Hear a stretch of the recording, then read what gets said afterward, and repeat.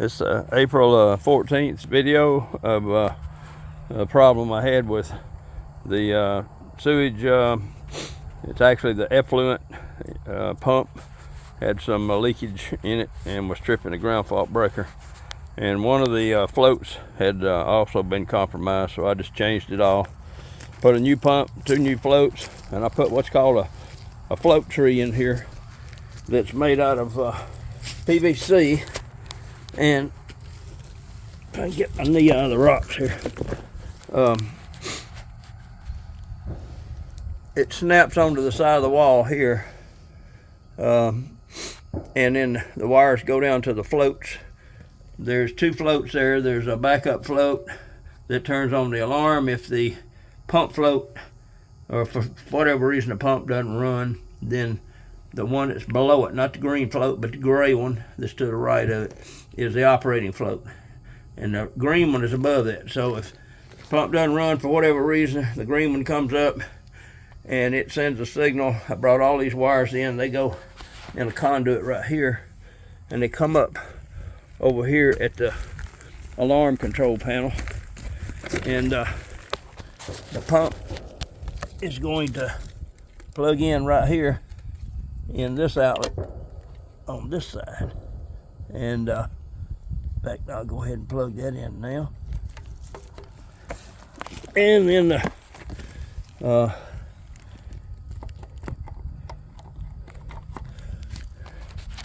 the other plug is for this alarm box over here. And in this, I have 2 things. I can test it like this, or if I hook this one wire up that's going to this orange cable, it goes inside the basement and goes to a small 120 volt relay that makes a contact and gives an input into a dial out box, and it will dial my cell phone and let me know that I have an alarm situation here, or pump failure, whatever, on this sewage system. So that's all wrapped up. It's about dark. I'm about to call Debbie and ask her to start running some water in here now, because we'd shut everything off where nothing ran. And so I'm about ready to test it out. I won't bore you with the test details because it's going to take a while to see it come up and down. And then I've got a lid for it right here.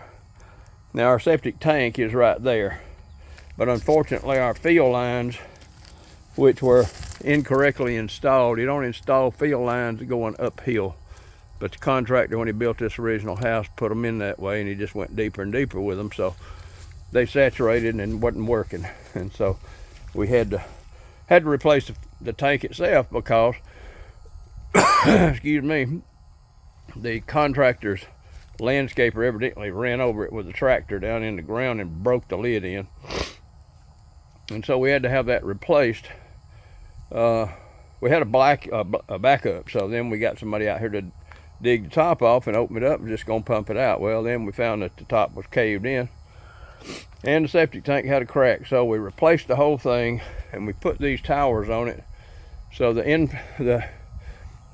inflow coming in from the house comes into this end and goes down, and then there's a baffle in the tank, and then this is the water that after it works off there. And normally it would leave there and go to a field line, but we came out here past where my cart is and we dubbed off the field line and blocked it. And I put this in. This has been a number of years ago.